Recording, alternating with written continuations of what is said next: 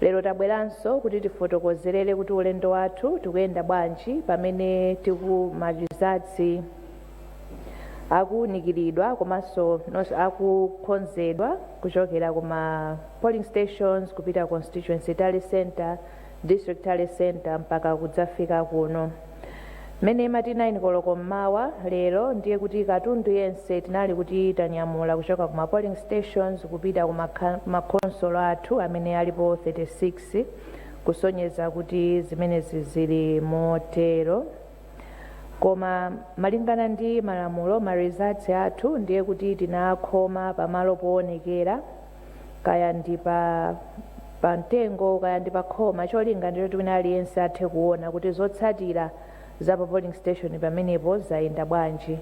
Tipemphe chonde kuti musachotse ma results amenewa pamene tamata chifukwa choti ndizofunikira kuti wina aliyense athe kuona kuti pamenepo zayenda motani. Chonde tisafufutenso kapena kusintha ma results chifukwa chokuti zikufunika zikhale mmene zinayendera pamalo pamenepo.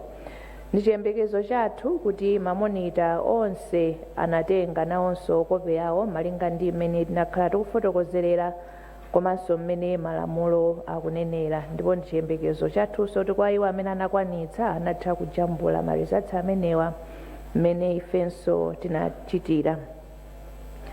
Tifotokozenso kuti katundu mmene anafika kuma constituency tally center kumeneko atamaliza kulongosola kukhonza masamaries pamenepo komanso kulowetsa makina ananyamula kumapita nazo ku district tally center.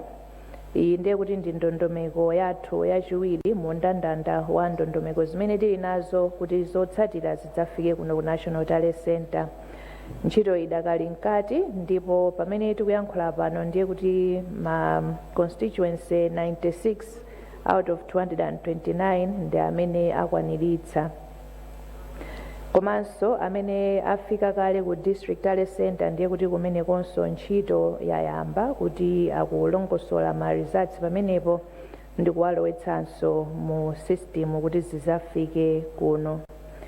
Pakadali pano ma console atatu amaliza ntchito zawo zonse pa district tally center ndipo ali munjira kuti akubwera kuno.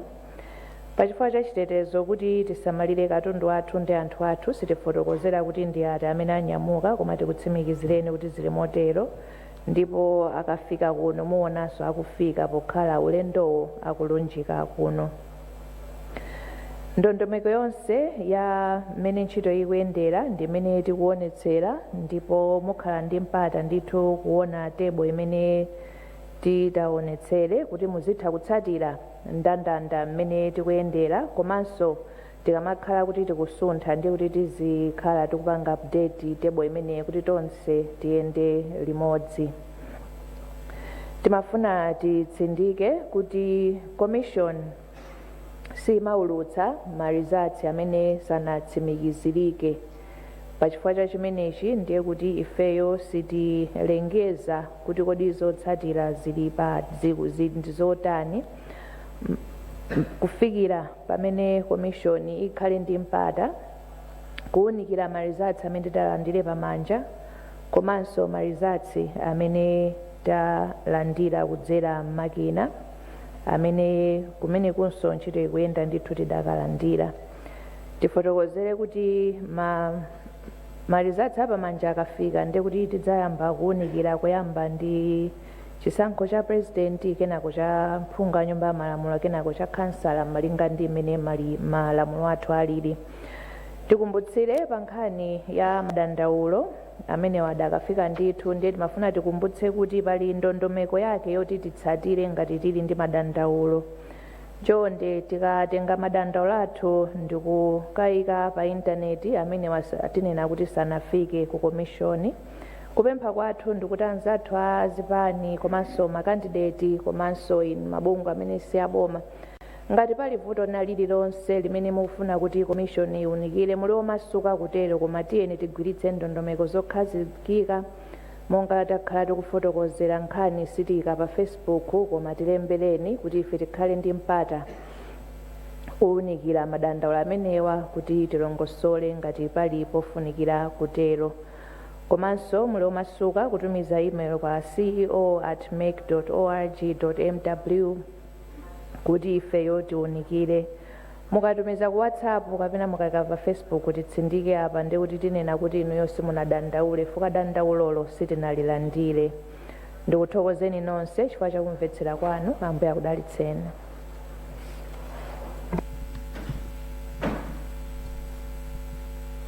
Thank you so much, Honorable Chairperson. It has always been a default practice that at the end of your speech you provide for the press to ask questions. So allow me on your behalf to invite the press, if they have got any questions, to put them forward. Please mention your name and where you're coming from. Please come in.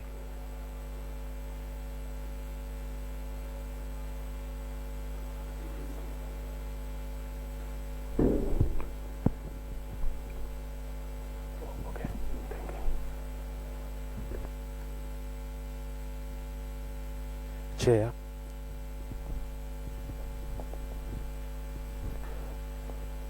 Chair, my name is Silas Piri from Story Club FM. Yesterday, CSEF, which is Civil Society Election Integrity Forum, had a press conference. They had a talk on the press conferences that other parties are conducting. Their worry was, if this continues, it's going to give pressure to the Commission. My question is the Commission working under pressure? And my second question is, I gave you a question just to give us a clarity of any complaints that you have received and how much you have solved. That time you did not give me an exact number of complaints that you have received. I would want to understand how many have you received and how many have you solved. Thank you, Chair.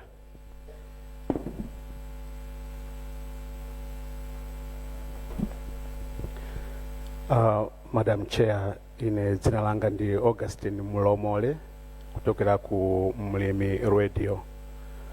Mukulongosola kwanu mmene mulengezere zotsatira za chisankho chimenechi mwanena kuti muzilandira zotsatira kuchokera pa makina komanso zimene zibwere kuchokera pa manja. Koma sinamve bwinobwino kuti kodi zotsatirazi muzangolengeza pakamodzi kapena muzilipasa monga mwachitsanzo mwanena kuti kukubwera galimoto zitatu kandi zikhala 4 koma zochokera ku makhanso atatu.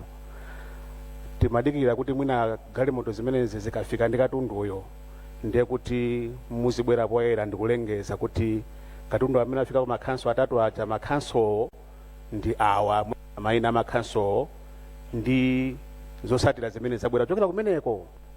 Koma tabulation imene ndayiona mukuti ikhala live pa screen apa sikuonesa kuti kodi council imene amaliza kuwerengerayo kwabwera zotsatira zochuluka bwanji. Ndiye mwina mungolongosolanso kuti kodi makhanso akamabweresa zotsatira muzilengeza zikabwera zotsatira zija kapena tidikira ndithu mpaka na makhanso onse azabweresa zotsatira kenaka muzangotuza pakamodzi.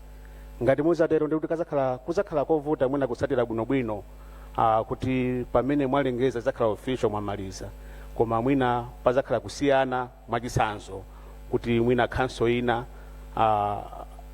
zotsatira zawo sizinaoneke bwinobwino kuti zafikadi kapena pakhale acknowledgement kuti zotsatira zimene council atumiza inudi mwazilandira ndipo ndi mmene zilili potionesa mafigures. Zikoma kwambiri, Chair.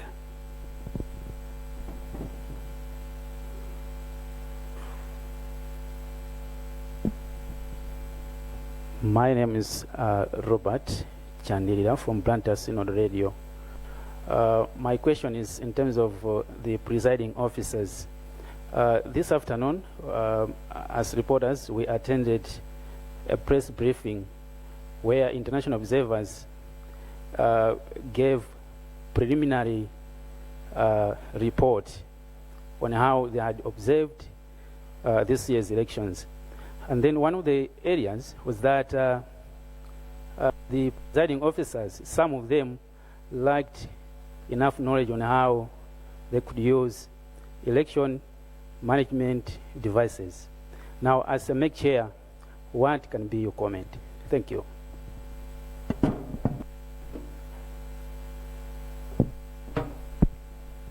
Madam Chair, my name is Deogratias Simana. I work for the Times Group. I have two questions. Earlier this morning, we had a press conference by international observers, and one issue that was there was the concern that was raised by, I think, the first reporter here about the press conferences that were conducted yesterday. So it is the view of the international observers that that act needs to be condemned. So I would want to find out whether the Commission, after condemning that act yesterday, went further, perhaps to engage the concerned parties so that they don't repeat that as the country awaits the results. Secondly, some embassies in the country seem to be uncomfortable. Seems there are some reports of some unrest looming. I would want to maybe understand from our security agencies, because there's that kind of concern from some embassies in the country, and some, I think, are even closing their offices, fearing for whatever, I don't know. Thank you.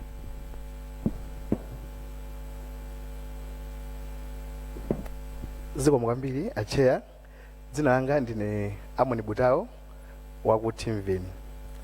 Mwadina kuti just an extension for Semena Fusa Augustine Mlomole waku Mulimi Radio.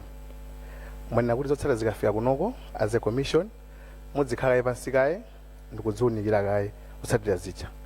Ndi mafano fasona kuti kodi ndi nthawi yake itiyo ngata commission mudzikhala pansikaye kuti munike kutsatirazo kapena mulingo wake ndiwo mulingo wake uzikhala uchuluka bwanji kuti as a commission mudzikhala pansi kuti we mudziunikira kaya muna mudziunikira muna khati muna chitipa council mena bwera kuno mudzikhala masiku unika pya mudziya kuti muna madisi council kana kanti 5 mudziunikira kaye kena kono kuti mukuna kumupanga bwanji komanso mwina zotsatira mwina modzi waonetsera awi mukafika mulingo wake adikira kenako kuti mna mukaenda madisi council kana kandi 20 muyamba kwanisa zotsatira zake.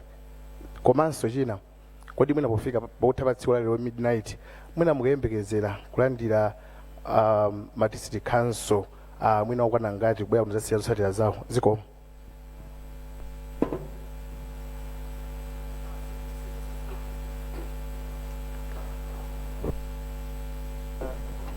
Sorry, Chair, I think we've got a good number of questions which I would request that you respond, then we come and take the second round of questions there. Thanks.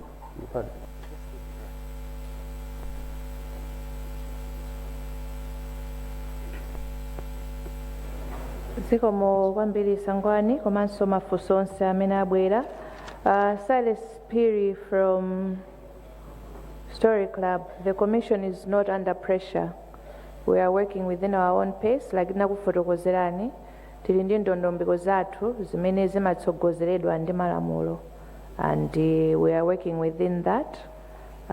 Ndikhulupirira kuti ndakuyankhani.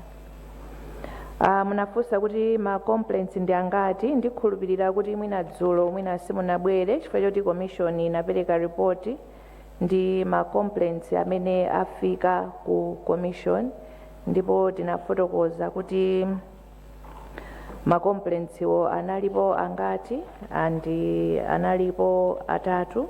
No, come on, I beg your pardon. Yes, analipo atatu amene tena alongosola nthawi yomweyo tinapereka even zimene the resolutions that we have made and the communications that we have made.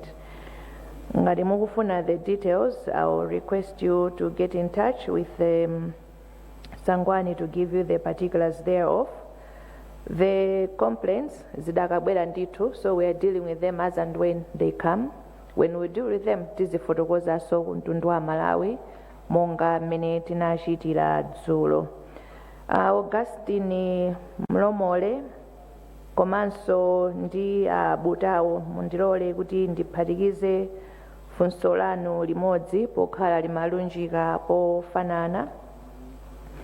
Choyamba ndichokuti table imene tapanga display, and that is a live document.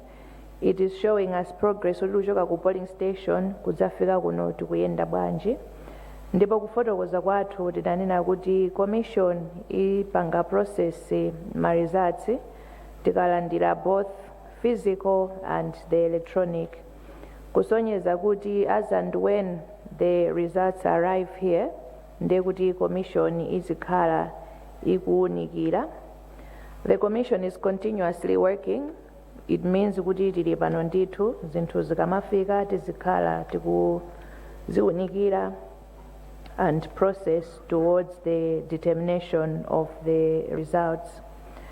Mafunso awiri amene abwera in terms of the presiding, in terms of the international observers and their pre-mission reports. At this moment, the Commission has received the pre-mission reports, but we have not sat down to review the same and also to even comment on the same at this moment. What we can say is, number one, the observers tinachita kuwaitana along ndi mene alili malamulo athu kuti they must come and observe the election, and it is within that framework iwo amapereka their pre-mission report. After all the processes are done, they are also going to give their reports on the election. The Commission receives those and will take those under advisement when we're doing our review of the electoral cycle. Funso lokuti rest is looming, allow me to defer to Major Commander General who is here, kuti atifotokozerere, because that is within the purview of the security agencies. I think ndayankha mafunso onse Sangwani ziko. Chief of Defense Forces, would you want to address, or the IG? Thank you.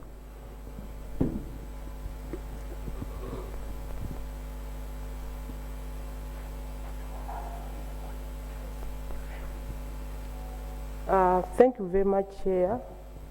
I would really want to take that question. In fact, as the question came, there are no issues. As we already said yesterday, we are ready. You have seen how we have gone through the process of polling and the waiting, and we are ready to tackle anything that will come. Thank you very much.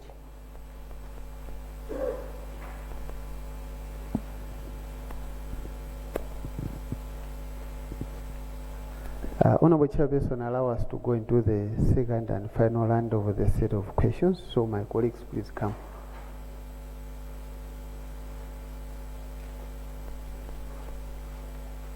Zikomo kwambiri Chair, ine ndi Patrick Kachere kuchokera ku Umuntu FM. Ndimafuna nditamvetsetsa kuchoka kwa inu kuti zitakhala zoti zotsatira zosatsimikizika zina zikupita kuma tale center koma nkumasiyana, kodi bungwe lanu lichite zotani, chifukwa taonapo ndithu kukhotakota ward ya imene ndangoyola pang'ono koma ndi kukhotakota central kumene kuku zinapezeka zoti independent councillor anayikiridwa ma results amene akukhulupiridwa kuti si yake ngakhale nzosatsimikizika, koma posayinira anasayiniranso ma results ena. Mwina ngati bungwe issue ngati imeneyi mungayipange handle motani? Zikomo.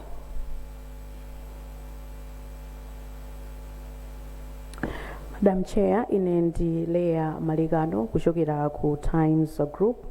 Just a follow-up question imene anafunsa mzanga Deo pa nkhani yokhuzana ndi anthu andale amene mwina akubwera poyera kunjaku nkomanena zokuti apambana chisankho. Dzulo munatiuza kummawa mutafunsidwa kuti you take that issue up. So tufuna tidziwe kuti munachitapo chani since mutamva nkhani imeneyo mamawa, and what's the status now? Funso langa lachiwiri ndimafuna tidziwe nawo kuti kodi ngati makomishonala mukumatenganso nthawi ndi ukazungulira mwina madera oyandikira kulilongwe kuno kukaona zimene zikuchitika kunjaku kupatulapo kulandira malipoti. Lotsatira ndi pomwepa kuti mukumatengapo nthawi kumakaona zimene zikuchitika, ndikufunsira funso ili chifukwa chokuti pali zinthu zina mwina mukumatiuza mmene zikuyenereka kumachitikira muno, koma tikazungulira kunjaku tikumaona kuti zina zimene zikuchitika zikumasiyana. Mwachitsanzo tinapita ku center ina tinapeza zokuti form 18 ngati ndisakulakwisa imene kumakhala ndi watermark pamwamba ija mundikonza, amene akuonkhetsera pa constituency akumayiprinta form imene ija, ma results ake akumakhala printed. So we want to know kuti form imene ijayo ikuyenereka kuti ma results ake azikhala printed kapena akuyenereka kukhala recorded manually. Ngati zikuyenereka kukhala recorded manually, chifukwa chani form imeneyo ma centers ena akumapanga print ma results yake? Nkhani yomaliza, funso langa lomaliza ndiyokhuzana ndi ma allowances anthu amene akugwira ntchito. Dzulo munatiuza zokuti ameneka alandire 50% kumayambiriro kumapeto alandire. After funso lija tinalandira feedback kuchokera kwa anthu ambiri ogwira ntchito a polisi komanso ma presiding officers kuti ena pofika lero akuti anatumizidwa pa 12 koma mpaka na lero olo ndi 50% kukambidwayo sanalandire. Izi mukuziziwa nanga mukuchitapo chani? Vuto ndi chani makamaka? Zikomo kwambiri. Zikomo kwambiri. Ine ndi Dyson Kamwana Umunthu FM. Ndi funso limodzi kuchoka ku Nkhotakota constituency kumene kunabwera ripoti kuti zotsatira zinayima kaye kuwerengera kunayima kaye dzulo chifukwa kuti presiding officer samamva bwino nthupi, so anauzidwa kuti ziyime kaye kufikira timamva kusoma ripoti kuti yayamba kupitirira panopa.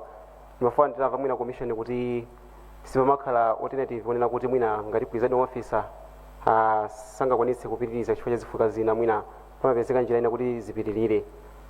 Chachiwiri si funso koma mwina maganizo ya bifa kuchoka kasungu na ndi malipoti kuti alimi ambiri amene anthu amakamaka madera ku midzi biometric verification imavuta chifukwa kuti ambiri kukhanga manjamu zala zinakhwima chifukwa cha khaso, so sizimapanga detect mwina malingaliro anga kuti mwina kupita chitsogolo mwina kuwalingalira kwa anthu amene kuti mwina verification ikhale njira zina osati biometric. Zikomo kwambiri.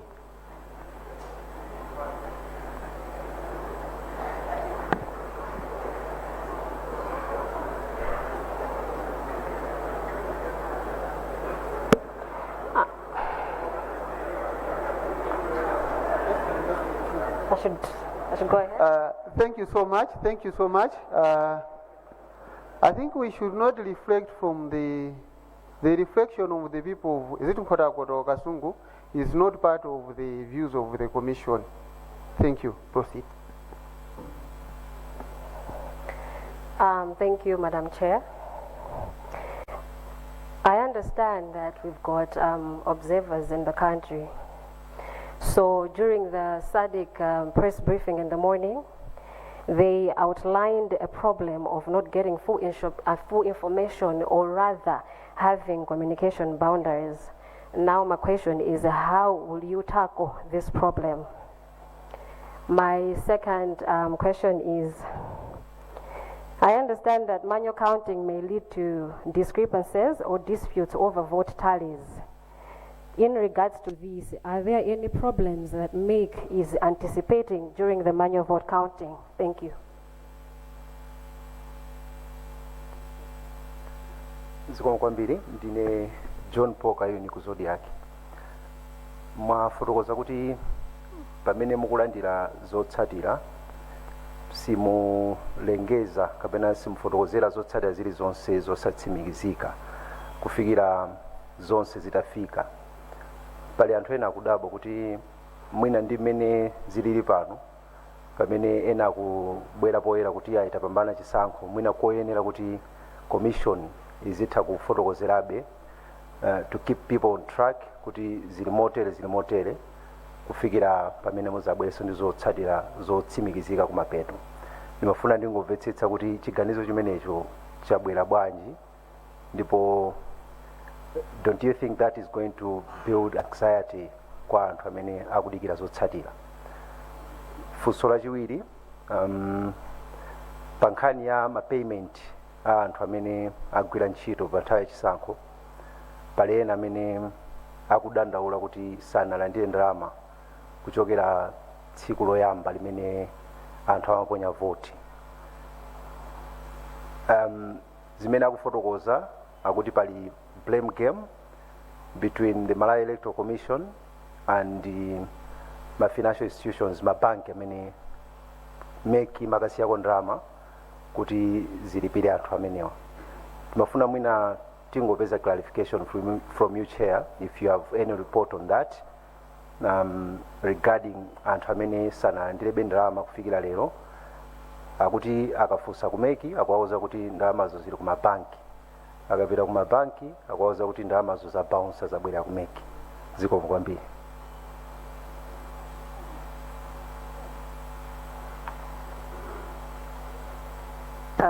Ndine Selina Kainja kuchokera ku Nation Publications Limited. Chair, mwayankhula kale kwambiri kuti you are not under pressure, and I have to start by saying pardon me, I'm not going to put you under pressure, but I just wanted to have an idea in terms of at the rate that you're going in terms of retrieval, when should maybe expect to have official results when you look at the retrieval rate that we are going through? Thank you. Thank you so much. Honorable Chair, you may respond to the issues raised.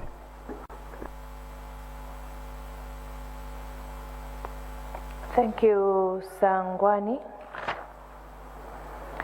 Mr. Patrick Kachere from Umuntu.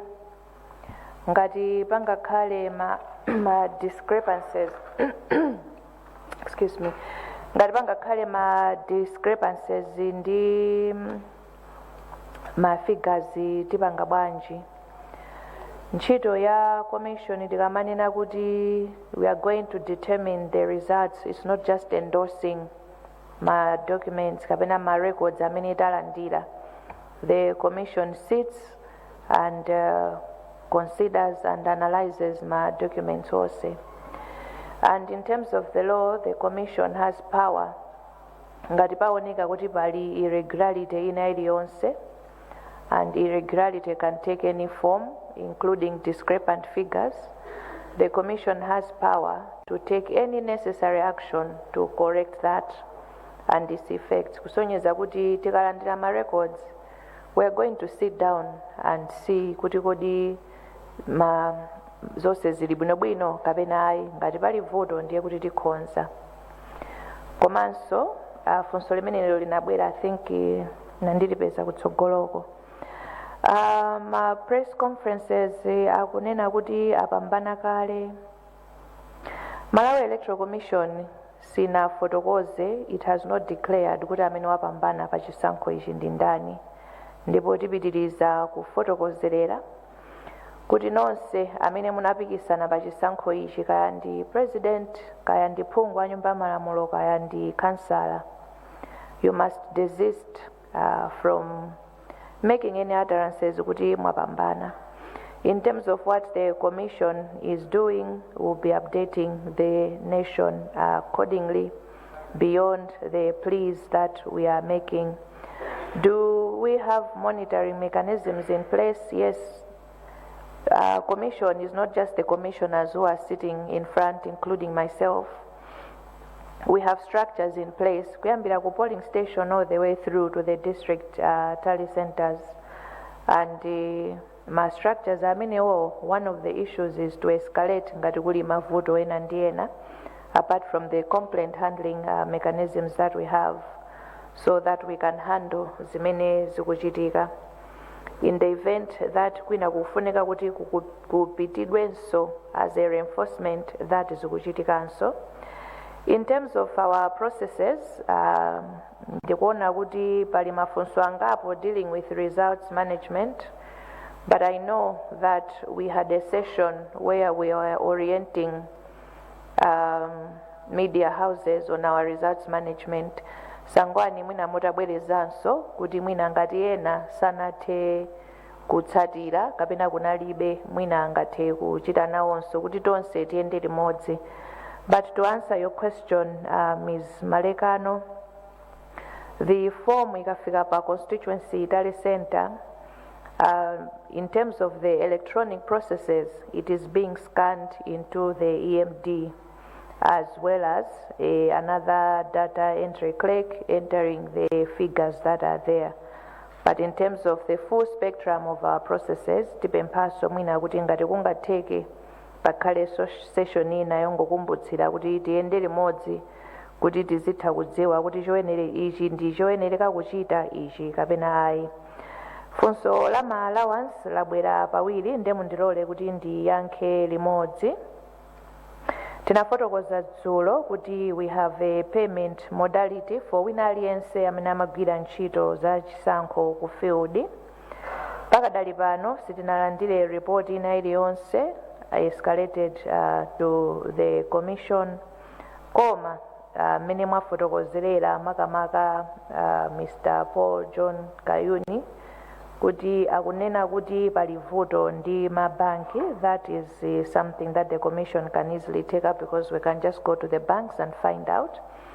It would have been good ndipo ndiyankhule kwa amene amagwira ntchito zathu za chisankho in the different portfolios. Ngati muli ndi vuto lina lililonse regarding your payments, the most constructive way of handling this is coming to the commission through the structures that are in place and raising your grievances kuti muthandizike mwansanga.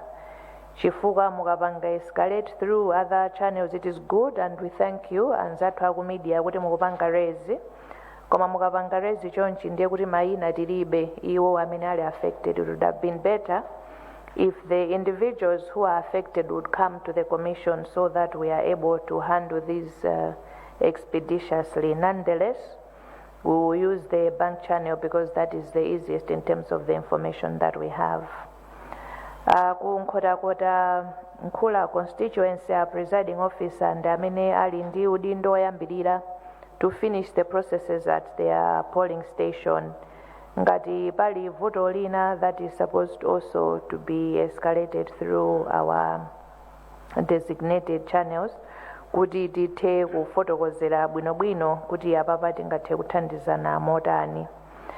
Nkhani ya alimi ndi ma fingerprints, it's not only farmers who are affected. Alipo anthu ambiri amene for one reason or the other fingerprints mwina chala alibe, mwina chala kumene kapena for mwina ndi ntchito imene amagwira zala zinapelepeseka. If you remember nkhani kuchokera nayo ku nthawi ya registration, tinafotokoza kuti ngakhale pa nthawi yakalembera iwo amene chala chawo for one reason or the other the fingerprint cannot be scanned, we had alternative mechanisms. That modality has continued even through to polling day. Kwa iwo amene for one reason or the other fingerprint simateka, we had other alternatives, which was to scan the voter registration certificate or to scan the national ID or even to scan the face of the individual. Komanso tinali ndi voters register, a physical one. All these were in play to ensure that every registered voter gets an opportunity to cast their vote, notwithstanding the fact that they may have challenges with their fingerprint. Mwafotokoza kuti international observer inafotokoza kuti anali ndi full communication boundaries. We are yet to receive that official report to us other than from the mission report that you have mentioned. Let me just say this, don't say I'm sure. We relate with the Commission in different aspects, and the Commission remains open and accessible, and even for the observer missions, the Commission did what it could kuti kumane ndiye nali wonse pamene amafuna. Koma tikumbukire kuti Malawi Electoral Commission ikuyendetsa chisankho sikuti tinangokhala pansi kumadikirira kuti tikumana ndi ndani lero. We had a schedule that we were running, and everything else had to fit within and around that. John Bon Kayuni funso lanu ndinayankha kale, linabweranso ulendo oyamba ina nafunsa kuti kodi mudikira mulandire ma results onse from the district councils kapena zikhala motani. Nafotokoza kuti as and when we receive tizigwira we'll be looking at the records as and when they come. We are not waiting until we have all the records from the 36 councils for us to start working. Kupanga choncho, it is not going to be the most efficient way. Ms. Kayinja, results management, we have 8 days for the presidential election, 14 for the parliamentary, and 21 days for the local government. We are working within that timeline. Allow me not to say titulutsa ma results tsiku lakuti, so that we all can manage our expectations. Thank you very much.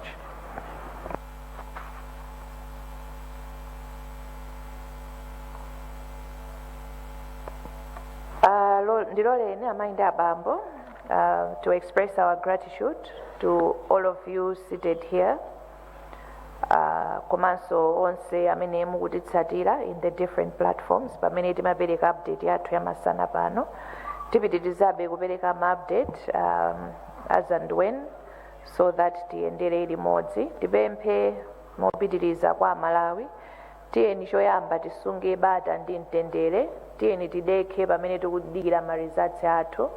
Ndondomeko yathu malinga ndi mmene malamulo anakhazikitsira, it's rather elaborate.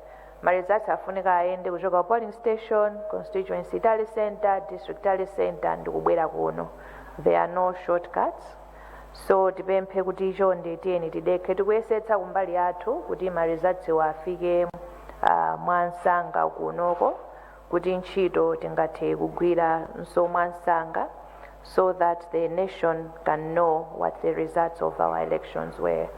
But we continue to plead for calm and peace throughout the country, and we also ask kuti chonde tiyeni tisayankhule mokuti tiyambitsa ziwawa, tiyeni tilankhule momangirira, tiyeni tikhale pa umodzi pokhala kuti dziko lathuli ndi lomweli.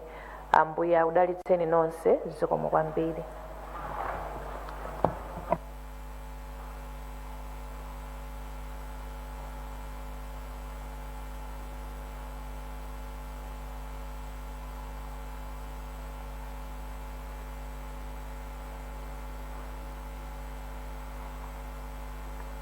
Thank you so much. The Commission is promising that it's going to come again later today, but we're going to advise you on the time.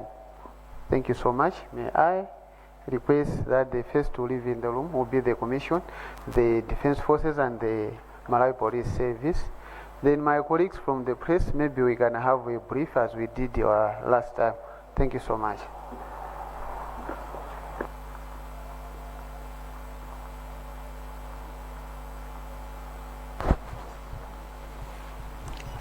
Msonkhano wa atolankhani umene amachititsa bungwe loyendetsa zisankho m'dziko muno la Malawi Electoral Commission tsopano wafika kumapeto masana ano, koma mmene afotokozera kanthawi kena abwerenso ku kudzafotokoza momwe zinthu zikuyendera zokhudza kuwerengera mavoti amene anthu mdziko monse muno anaponya lachiwiri lapitali pa 16 September 2025. Nde tikumanenso kanthawi kena posachedwa apa kuti tipitirize kukupatsirani zosiyanasiyana zimene zikuchitika kuno ku National Talent Center mzinda wa Lilongwe. Zikomo, ndine Raymond Kataika.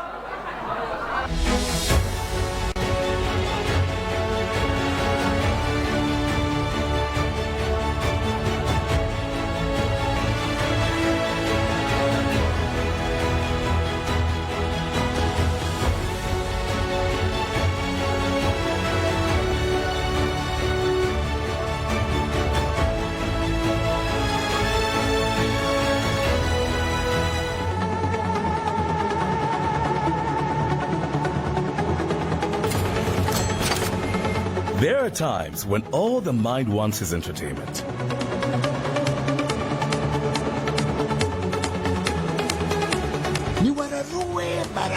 And so it happens that we have just what you desire. Huh? Very nice.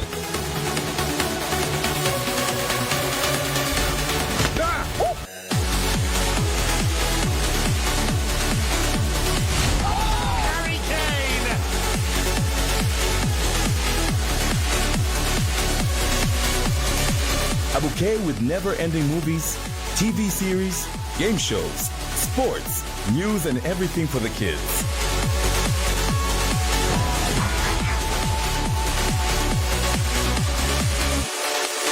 This is Azam TV, entertainment for everybody.